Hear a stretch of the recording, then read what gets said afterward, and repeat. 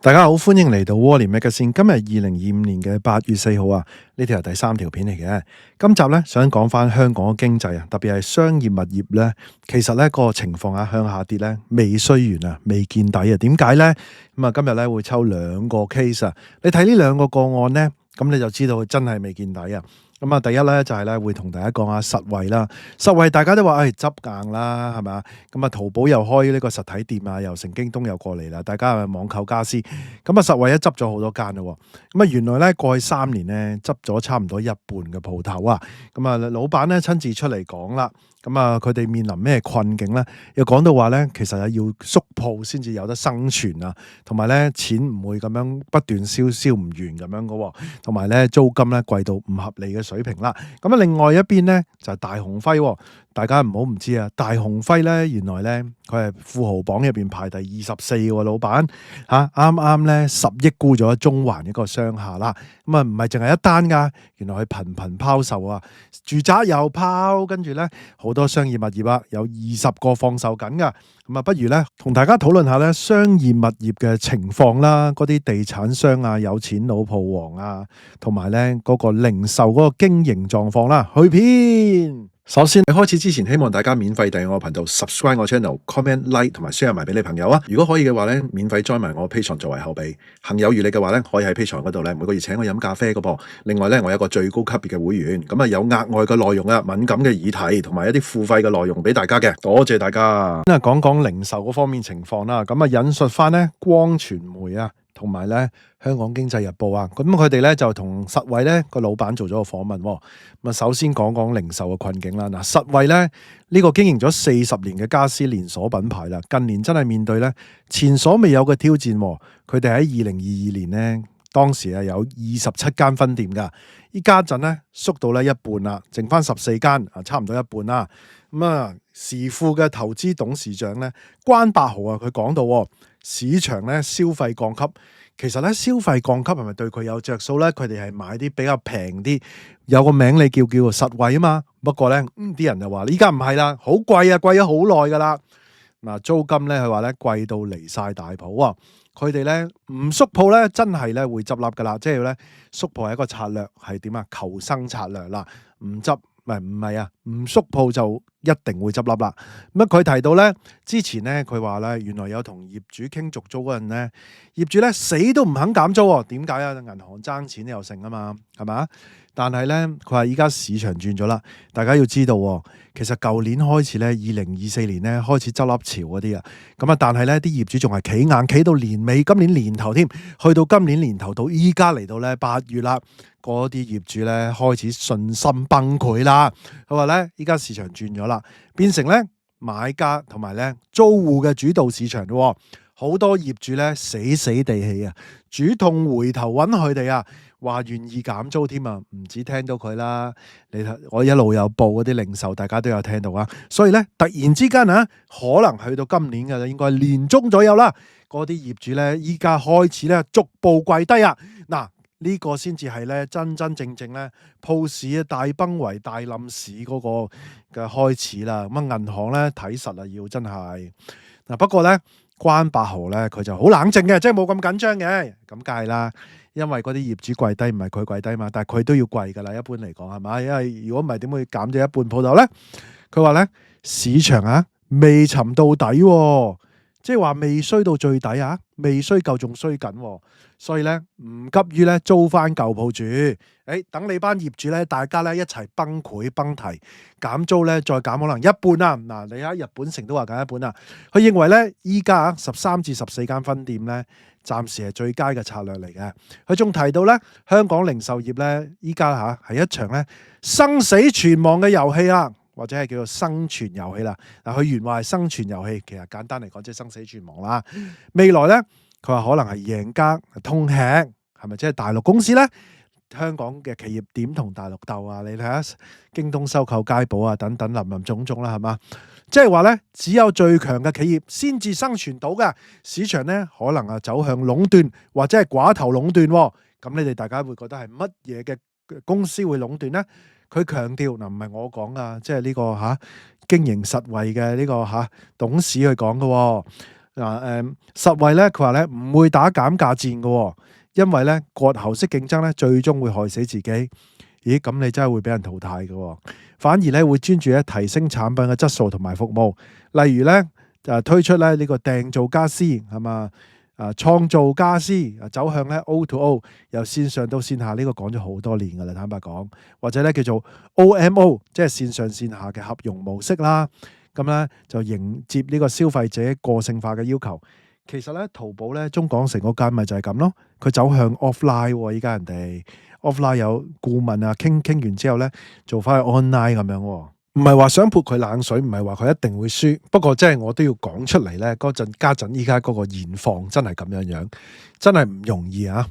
嗱，佢仲提到咧，實惠已經將咧嗰個倉庫同埋物流中心咧搬去大灣區咯，慳翻咧即係成本啦。因為點解咧？請人都係請大灣區嗰啲人啊嘛，唔使請咁多香港人啊嘛，因為人工可能得1/3咁樣，咁啊平好多。即係我諗佢就係應該係咁諗啦。地方都係啦，同時咧專注咧新零售嘅策略啊，提升呢個產品嘅性價比啦。咁你點樣提升性價比？一定係 cut 人工啊、cut 鋪租啊、cut 嗰啲運作成本咁樣啦，係嘛？佢個理念好簡單啦，生存之道咧就係要識變，唔係咧唔變就淨係咧識投訴咁樣。咁啊呢個係生存遊戲入邊咧，佢哋選擇咧即係理性咁樣燒錢。佢都係話佢自己都係有燒錢，因為應該都係燒錢蝕緊嘅。咁堅信咧，只要捱得過咧，實惠一定可以繼續經營落去嘅。咁我都希望咧有多啲選擇啦，即係唔好又執咗一間咁樣啦。咁講完實惠啦，咁講下一個啦，下一個都係令人憂慮嘅。咁講完零售啦，咁要講下地產市場嘅大動作咯，真係大動作，因為中環核心區成棟樓咁樣賣，仲唔係咧呢個大動作咩？中環嘅上至醫療大樓咧，其實咧係鋪王啊，好多個鋪王噶，咁真係噶，有好多人有好多鋪啊嘛。咁呢個鋪王咧唔同平時嘅鋪王，鄧成波最高峰有800億啊嘛。呢個鋪王啊唔係講笑啊，佢係咧財富係全香港啊排第24噶。依家咧拋售鋪頭啊、拋售嘢啊、拋售商業物業咧，已經去到咧排第24嘅富豪啦。即係話咧，唔同層級嘅人都係咁拋啦，係嘛？梁少雄就係咧大鴻輝興業咧持有一棟咧叫做貴價嘅商廈啦。大鴻輝咧，你唔好當佢淨係鋪王啦，佢係地產商嚟噶，佢有佢有住宅物業噶，有賣樓噶，有發展噶，佢係發展商嚟噶，同埋佢有好多酒店噶吓。最近咧傳出以超過10億元咧就放售。本身意向價11億元嘅呢個大樓啦，位於皇后大道中嘅122至126號嘅。根據翻01咧同埋經濟日報地產站嘅兩個報道啊，因為佢哋單邊咧淨係一個報道咧唔齊啊啲料，我夾埋一齊啊，因為咧其實咧佢唔係淨係講緊咧，如果我淨係同佢講，佢淨係買呢個物業已經係一個核心消息啦，因為成個中環啊嘛，係嘛，核心物業嚟嘅。但係咧唔單止啊，佢係一路頻拋售物業，一陣後面再講啊。呢個大廈咧總建築面積咧係46,607平方尺嘅，由地庫到3樓咧係商鋪嚟嘅，每層咧大概係2,960至到3,396平方尺嘅，5樓到19樓咧係辦公室，每層咧係2,140至到咧2,543平方尺嘅物業，依家咧就100% 出租率嘅。租戶咧包括有銀行啦同埋醫療機構啦。每月嘅租金收入咧係368萬嘅，租金回報都有成4厘，其實係穩健嘅噃。大鴻輝咧都係要拋噶啦。呢棟大樓咧買翻嚟係平噶。依家咧最弊係咩啊？啲有實力嗰啲即係你話啲地產商或者有錢佬，好早期買嗰啲咧，依家咧都要拋。你明白佢哋咧係無寶不落噶嘛，做開收租噶嘛。點解做開收租會改變佢哋嘅核心呢？咁即係話香港嗰個結構性轉變咗，佢唔得唔變都唔得啊嘛！我哋呢度咧就唔猜測佢咩 call 窿啊、唔掂啊嗰啲咁嘅嘢啦，因為始終佢排第24位嘅富豪，如果24位都唔掂咧，其實咧我諗嗰個情況比我哋依家講嘅想象咧更加大鑊啦。講翻呢棟商業大廈咧，佢係咧好早期啊，好低價，2004年。沙士之後嗰年咧，大鴻輝咧由即係當時2.7億元買入㗎，之後咧，佢仲咧抌錢落去，2018年咧花咗成億落去咧翻新裝修啊，即係成10% 嘅大廈個價值嘅錢咧放喺裝修度喎。咁你諗下，佢依家嚟到賣，你睇下佢幾崩潰一個睇法對香港市場啊！佢改名做咧122QRC，後嚟咧有一間咧中資嘅醫療集團咧租咗大部分嘅寫字樓樓面，簽咗10年嘅長租，嗱咁都要拋啊！嗱，仲攞咗個商業大廈命名權添，依家變成咗咧上至醫療大廈啦。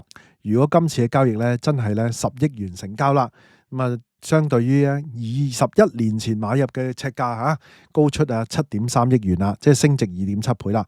不過市場傳言話咧，呢宗交易咧反映咗咧香港商業物業市場咧仍然係低迷啊，因為咧意向價咧11億元同埋實際嘅成交咧有落差。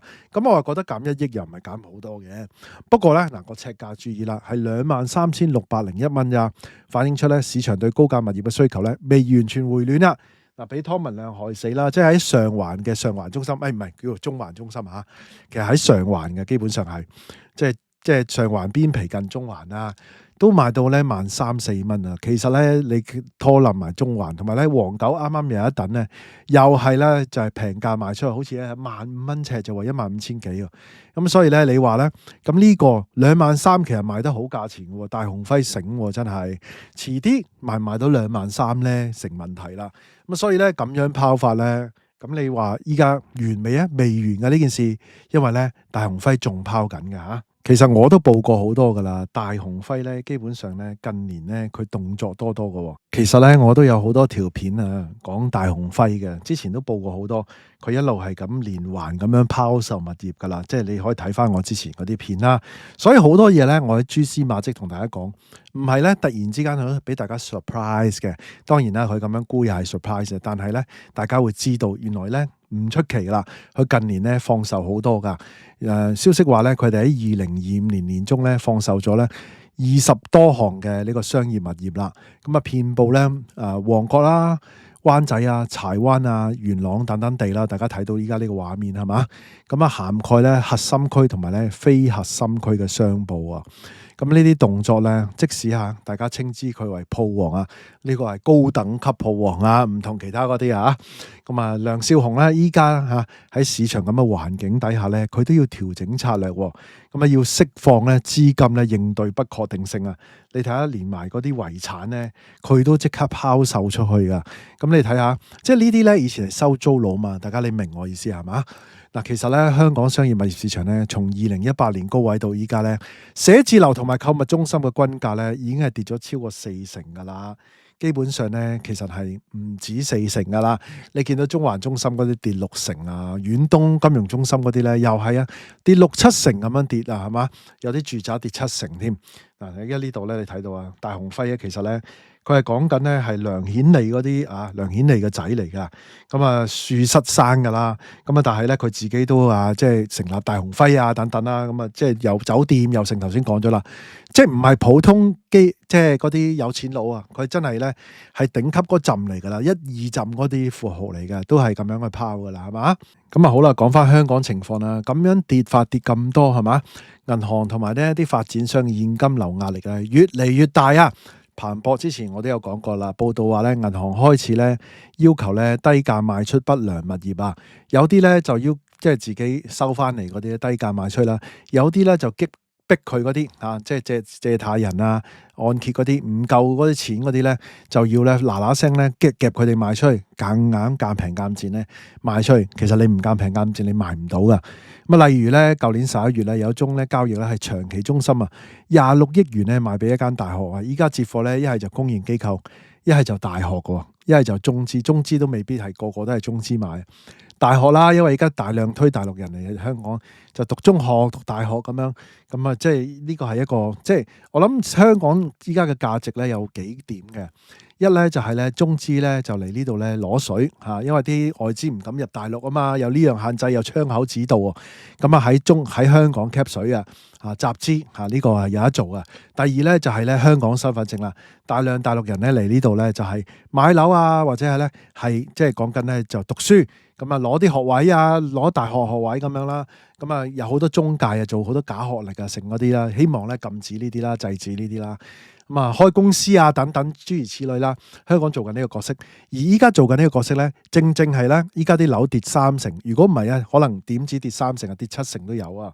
所以依家你見到個狀況咧，已經係有咗呢啲因素 factor 咗落去個市場噶啦，先至係咁樣喎。咁啊，所以我話仲係有呢個優勢。嗱，其實仲有嘅，有醫療嘅，哇！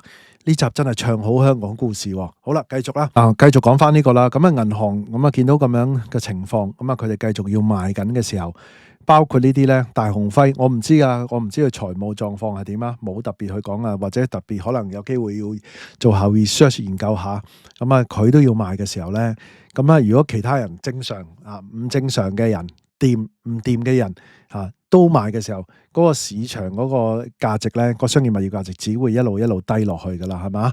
咁嗱，好啦，咁啊呢一集你大家睇到啦，我從兩方面睇，一邊咧就睇零售，零售咧就要夾啲鋪租咧繼續劈落去啦，係咪啊？而家仲係過高啦，同埋咧開始咧，你見到佢哋咁樣講啦，即係實惠已經講啦，業主已經轉態咯。今年依家第一次聽啊，業主主動轉態啦之前就係話死都唔肯減，仲要加添啦。咁啊，零售方面啦，係咪？第二就係呢個商業啦，咁樣級別嘅富豪都拋售咁樣級別嘅發展商都拋售，咁你就知道咧，其實咧應該咧未需完噶啦，即係回翻今日個題啦。咁大家有啲咩睇法咧？不妨喺下底留言啦。大家都聽到嚟呢度啦，希望大家 like 埋呢條片啦 ，share 埋俾朋友，記得未 subscribe 嘅要 subscribe 埋啊！可以嘅話，join埋我 Patreon啦。多謝收看，拜拜。